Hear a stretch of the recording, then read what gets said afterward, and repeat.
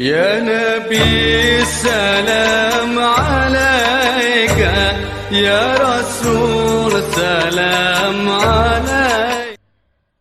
Bismillahirrahmanirrahim. Assalamualaikum warahmatullahi wabarakatuh. Allahumma sholli wa sallim wa barik ala sayyidina Muhammad wa ala ali sayyidina Muhammad. Qala Allah Ta'ala fi kitabil karim al-musamma bil Furqan. A'udzubillahi minasyaitonir rajim. Khuj min amwalihim shadaqatan tutahhiruhum wa tuzakkihim wa tusalli alaihim. Ambil daripada mereka apa yang diambil? Sedekah daripada mereka, zakat ambil daripada mereka. Siapa mereka? Mereka adalah orang-orang yang para agnia, orang-orang mampu. Pada suatu hari di Saudi Arabia, saya agak lupa ini, ada seorang laki-laki, seorang pengusaha Saudi Arabia yang sangat sangat sultan, sangat kaya. Orang bilang sekarang apa-apa sultan. Lu nggak tahu Sultan Aceh ada yang kesian banget hidupnya. Dari masih kecil hidup udah dikejar sama Belanda.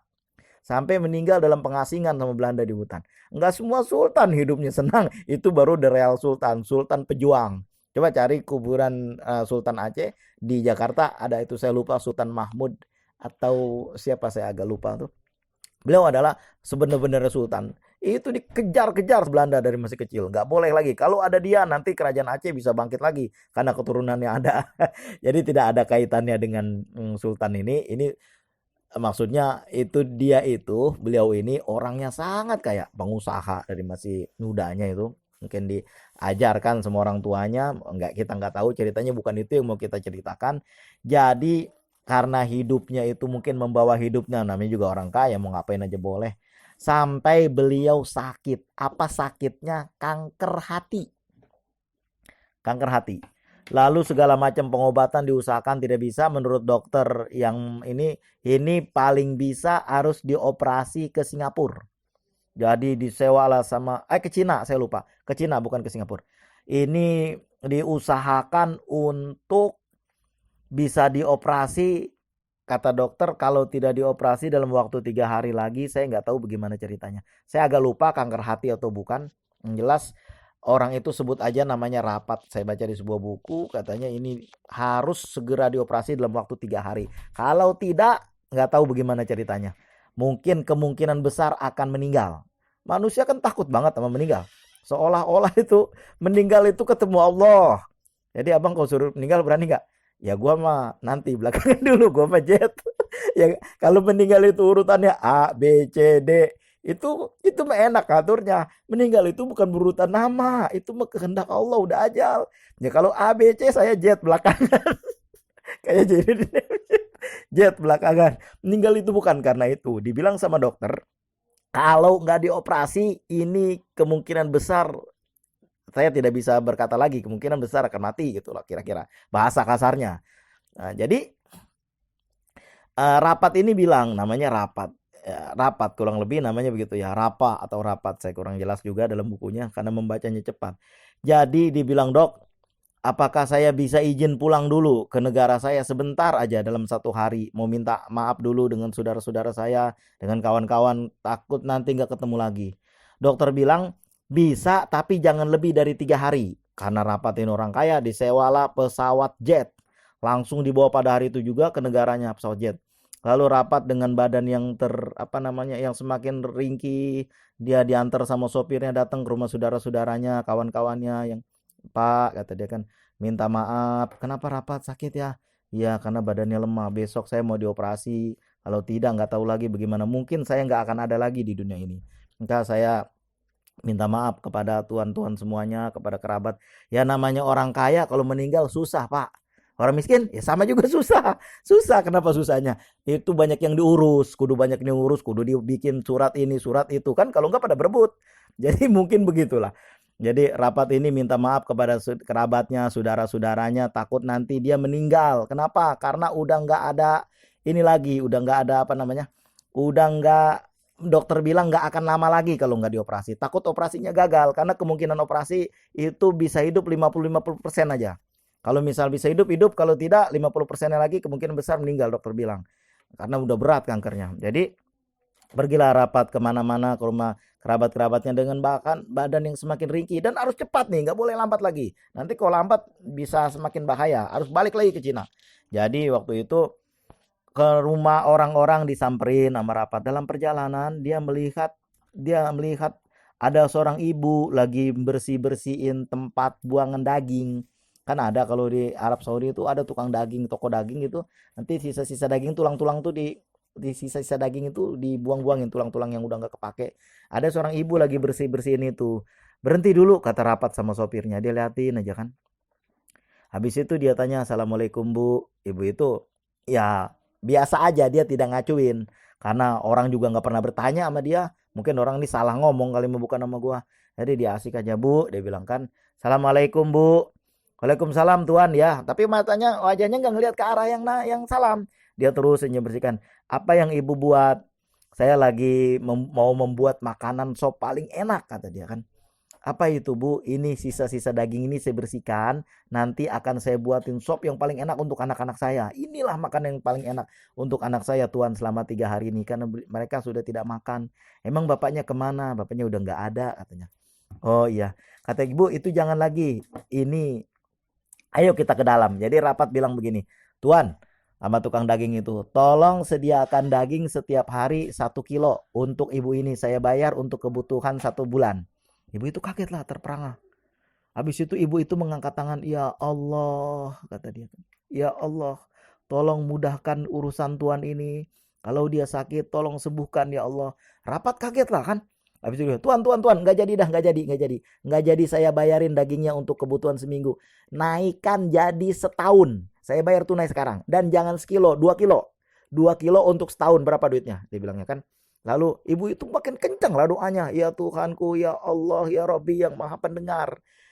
Tolong mudahkan urusan Tuan ini. Mudahkan, senangkan hatinya sebagaimana beliau sudah menyenangkan hati kami sekeluarga." Katanya. Dan segala macam doa lah itu dipanjatkan. Rapat bilang, "Alhamdulillah, amin, insya Allah." Dia senyum kan. Lalu dia jalan tertati-tati masuk ke dalam mobilnya. Dan setelah dia bayar tunai sama tukang daging itu, dia bilang, "Ayo jalan, lanjutkan." Sampai di perjalanan itu senang betul dia ngedenger doa ibu itu, dia senang.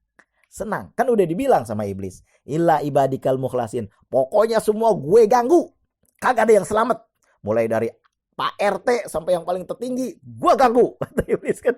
Kecuali siapa? "Illa ibadikal mukhlasin." Kecuali hamba-hambamu yang ikhlas. Jadi ibu ini berdoa mungkin dengan keadaan ikhlas. Dengan ikhlas. Ya coba aja kalau ada orang kepepet, ente bantu. Tuhan bantu, Bapak Ibu bantu. Dia berdoa, ikhlas gak kira-kira? Insya Allah ikhlas. Namanya juga orang udah kesusahan. Ikhlas. Kecuali itu tuh yang kudu dicatat dulu dan dipoto dulu. Apalagi tahun depan nih. Itu semakin banyak gitu yang begitu tuh. "Illa ibadikal mukhlasin." Kecuali hamba-hambamu yang ikhlas. Jadi setelah mendengar doa itu rapat merasa senang hatinya gitu. Wajahnya jadi karena senang pikiran wajahnya timbul ceria begitu kan.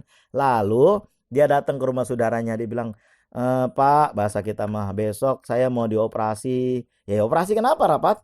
Bahasa kita makan begitu. "Saya sakit, kalau nggak ada ini mungkin saya nggak ada umur lagi." "Jangan bercanda lah, wajah sehat walafiat begini operasi apanya sih?" Dia bilang, "Ini saudara saya nih mungkin cuma nyenangin saya aja. Ya udahlah kalau gitu saya mau pamit ya ke saudara yang lain." Saudara yang lain gitu juga. "Mungkin saya besok nggak ada umur lagi karena mau dioperasi. Setelah ini karena saya sakit kanker berat." Apa dia bilangnya? "Rapat, kamu itu sehat, wajahmu tuh ceria. Sakitnya di mana?" Tadi ini saudara saya ini nyenangin saya itu dua-dua orang sih. Rapat mulai ragu. Apa iya saya ceria? Apa iya saya sehat?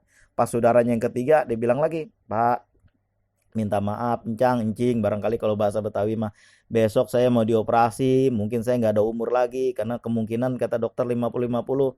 "Siapa yang dioperasi?" "Saya." "Kamu dioperasi apa?" "Operasi kanker." "Kamu ini sehat, operasinya yang mana? Orang sehat kok dioperasi?" Si rapat kaget lah. Kok saya dibilang sehat? Akhirnya ya mungkin saudaranya cuma pengen nyenangin dia aja lah. Dia pulang lalu dia balik lagi. Pada hari itu juga dia balik lagi dengan pesawat jet dari negaranya ke Cina. Sampai di Cina sebelum diadakan operasi kan biasalah dokter itu mengadakan tes lagi sebelah mana kan. Pas dites Belah mana kemarin kankernya udah kagak ada. Kankernya hilang. Sebelah mana coba? Boleh percaya boleh tidak. Allahumma sholli wa sallim ala sayyidina Muhammad wa ala ali sayyidina Muhammad. Bukan simsalabim, tetapi dibilangnya ini adalah kisah nyata. Dan juga gampang banget buat Allah untuk menghilangkan apapun dalam hitungan detik. Per sekian juta miliar detik juga bisa. Itu gampang buat Allah. Dengan apa itu? Mungkin dengan doanya yang dipanjatkan oleh fakir miskin, yang udah dia senangi, yang udah dia bantu, yang udah dia kasih daging untuk kebutuhannya setahun. Ya, gitulah juga kita, mudah-mudahan kita bisa ngambil pelajaran dari sini. Jangan perhitungan, jangan pelit, jangan perhitungan. Selama kita masih bisa membantu, kita bantu. Saya berusaha seperti itu juga. Ketika dulu masih di kota, siapa saja yang datang ke rumah membawa masalah, insya Allah jangan pulang sebelum masalahnya selesai. Kecuali saya nggak bisa bantu, mau apa lagi? Allahumma sholli wa sallim wa barik ala sayyidina Muhammad wa ala ali sayyidina Muhammad. Jangan, Allah bilang dalam hadis qudsi, wahai anak Adam, jangan perhitungan kepadaku, nanti aku perhitungan kepadamu. Tahu yang perhitungan nggak? Perhitungan, lu kemarin udah gua kasih lu. Itu gua kasih tuh 5.000 tuh. Itu balasnya lu harus 5.000 juga minimal tuh. Biasa kapan tuh? Kondangan kemarin gua kondangan 100.000. Masa dia kondangan sama gua 50.000? Perhitungan banget. Illa ibadikal mukhlasin. Wahai anak-anak Adam, jangan perhitungan kepadaku, nanti aku akan perhitungan kepadamu. Kalau Allah udah perhitungan sama kita, itu napas berapa tahun Allah kasih? Itu kesehatan badan, kulit kagak pada beruntus, kagak pada besisik kayak ular. Itu berapa tahun? Wajahmu yang ganteng, yang cantik itu berapa tahun? Hartamu itu dihitung sama Allah, perhitungan. Gara-gara apa? Gara-gara juga kita perhitungan. Wahai Bani Adam, jangan perhitungan kepadaku, nanti aku akan perhitungan kepadamu. Allahumma sholli wa sallim wa barik ala sayyidina Muhammad wa ala ali sayyidina Muhammad. Apalagi ini kan menjelang bulan Ramadan. Saya Abdul Qadir Al-Jilani dalam khotbahnya yang paling singkat. Itu kita baca katanya apa? Memberi sesuap kepada orang yang lapar lebih baik daripada membangun 1.000 masjid, lebih baik daripada membikin kain kiswah Ka'bah walaupun dari sutra, lebih baik daripada berdiri sholat malam 100 tahun, lebih baik daripada berjihad di jalan Allah membawa pedang. Karena apa? Karena man ahya an-nasa ka'annama ahya an-nasa jami'an. Siapa yang menjaga kehidupan manusia, dia laksana menjaga kehidupan seluruh manusia. Allahumma sholli wa sallim barik ala sayyidina Muhammad wa ala ali sayyidina Muhammad. Mari kita belajar dari kisah ini untuk tidak perhitungan dan untuk tidak pelit. Selalu kita ingat, wahai Bani Adam, jangan perhitungan kepadaku, nanti aku akan perhitungan kepadamu. Kalau kita hitung-hitungan, hitung aja. Ini nanti Allah akan membuat perhitungan juga kepada kita. Mudah-mudahan kita mengambil pelajaran dari kisah ini. Allahumma sholli wa sallim wa barik ala sayyidina Muhammad wa ala ali sayyidina Muhammad. Terima kasih atas segala perhatian. Mohon maaf atas segala kekurangan. Wassalamualaikum warahmatullahi wabarakatuh.